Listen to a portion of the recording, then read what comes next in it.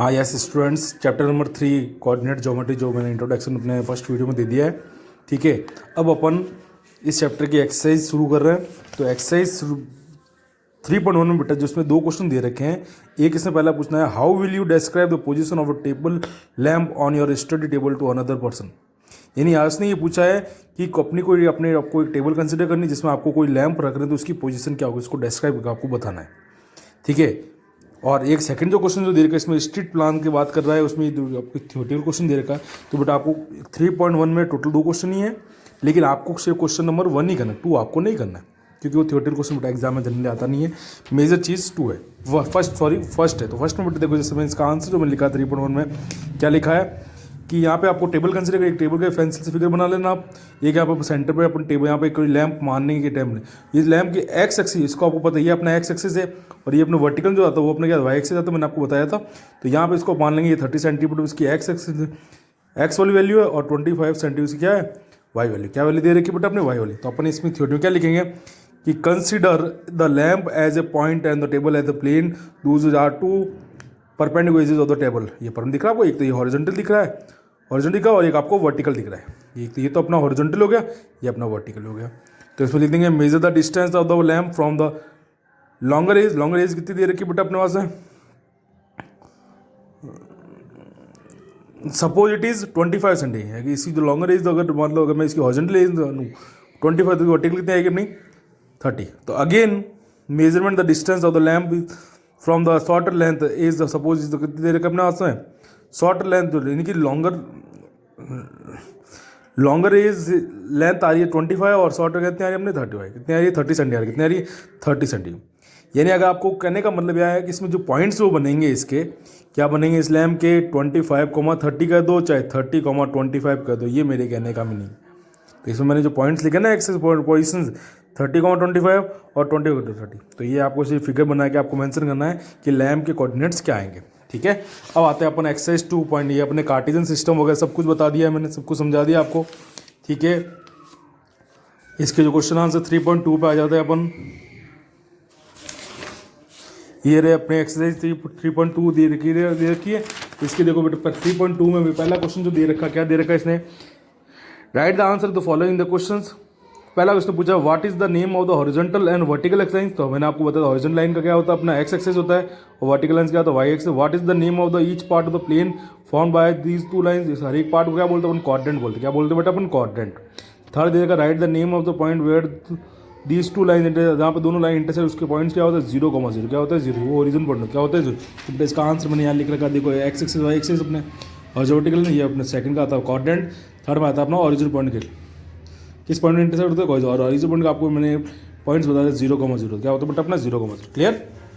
अब question number second जो दे रखा है इसमें फिगर दे रखा है बेटा, ये देखो फिगर दिया हुआ है, ये आपको क्वेश्चन सेकंड फिगर। तो इसमें हर एक पॉइंट्स की आपने इसने पूछा है पॉइंट कोऑर्डिनेट्स ऑफ बी क्या होगा, कोऑर्डिनेट्स ऑफ सी क्या होगा, पॉइंट्स आइडेंटिफाई -3, -5 में कौन सा पॉइंट आइडेंटिफाई होगा। तो बेटा आपको पता है ये फिगर मैंने आपको बताया था। तो यहाँ पे बेटा दे रखा है कोऑर्डिनेट्स ऑफ बी, तो बी आपको कहाँ दिख रहा है, ये रहा बी कोऑर्डिनेट क्या है -5,-2 क्या दिख रहे हैं -5,2। क्लियर।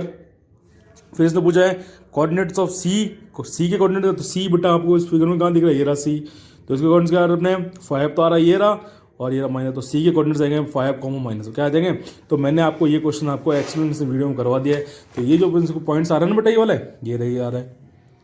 ठीक है, ये मैंने यहाँ लिख रखे हैं। फिर अपने को होता है इसे पूछा है कि द पॉइंट्स आइडेंटिफाई कोऑर्डिनेट -3 को -5।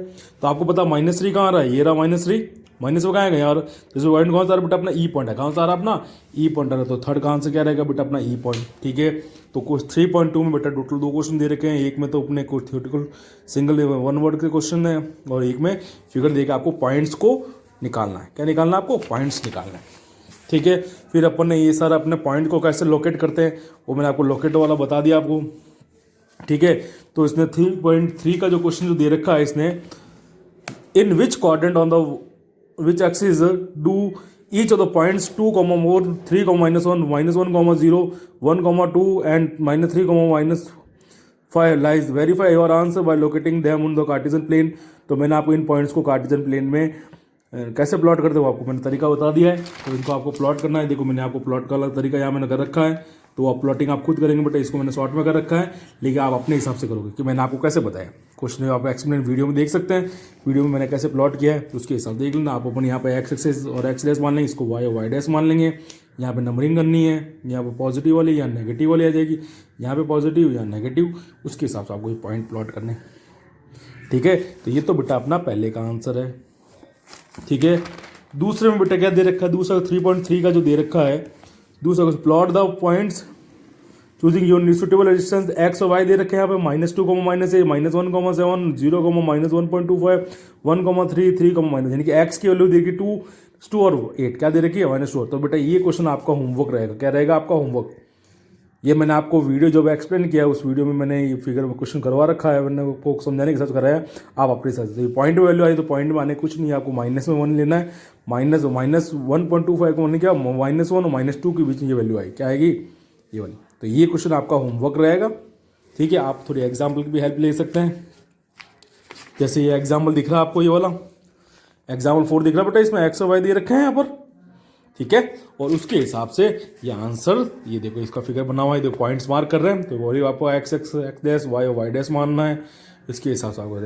तो टोटल इसमें बेटा एक्सेस कितनी दे रखी है 3.1, 3.2, 3.3 दे रखी है। एक क्वेश्चन मैंने छोड़ा है 3.1 का, जो सेकंड क्वेश्चन है जो प्योर थ्योरेटिकल है, वो एग्जाम में नहीं आता है बेटा। तो बाकी सारे क्वेश्चन अपन डिस्कस कर लिया है तो दो चार क्वेश्चन ही है, लेकिन आपको करना। ठीक है, कोई भी दिक्कत है बेटा वापस ही को डिस्कस कर लेना। मेरे जो मैंने वो पहले जो वीडियो बनाया है, लाइव वीडियो बनाया है, उसको थोड़ा अच्छे से समझने की कोशिश करना बेटा। अगर वो समझ में आ गया इसका मतलब आपको चैप्टर पूरा समझ में आ जाएगा।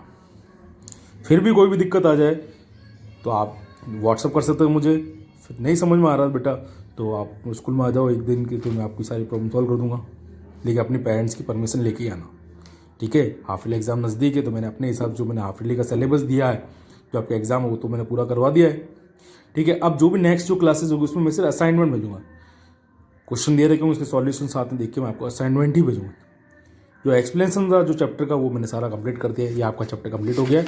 ठीक है, इसके बाद कोई क्वेश्चन नहीं, इसका चैप्टर नंबर 4 है तो ओपन करना नहीं है। तो इसमें भी एक्सरसाइज कितनी देर की 3.3 देगी, शॉर्ट क्वेश्चन है।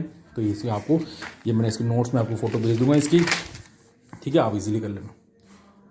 ठीक है, तो अपने प्रैक्टिस करो, हाफ ईयरली एग्जाम नज़दीक है, उसकी भी कोई दिक्कत आ रहा है तो आप डिस्कस करते रहो। ठीक है, मैंने अपने जो सिलेबस दिया बेटा आपको सेंड किया, यहाँ तक मैंने अपना सिलेबस कंप्लीट कर दिया है। अब मैं जो क्लासें आएगी या जो भी एक्स्ट्रा क्लास भी अगर मैं लूँगा तो उसमें बेटा आपको असाइनमेंट भेजूंगा, यानी क्वेश्चंस की वैराइटीज़ भेजूंगा।